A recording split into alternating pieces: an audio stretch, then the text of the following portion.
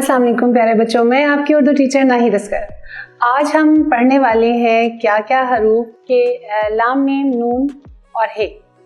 इसके हम दो हरफी अल्फाज पढ़ेंगे। दो हरफी का तो आपको पता ही है कि हमने अलिफ, वाव, छोटी ए, बड़ी ए के साथ मिलाकर इन्हें पढ़ना होता है और लिखना भी होता है। मिसाल के तौर पर लाम को देखें, लाम अलिफ, ला, लाम वाव, लो, लाम छोटी ए, ली, लाम बड़ी ए, ले। मीम की छोटी शक्ल को देखें, मीम अलिफ माँ, इसको याद रखना है कि इकट्ठा मिलाकर पढ़ना है और लिखते हुए भी।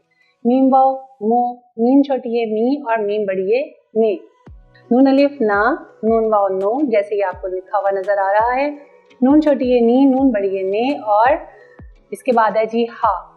हे अलिफ हा, हे वाव हो, इसको भी इकट्ठा मिला के लिखना है। छोटी शक्ल को अलिफ के साथ मिलाना है, वाव के साथ मिलाना है, छोटी ए के साथ मिलाना है, ही बन जाएगा, और बड़ी ए के साथ है।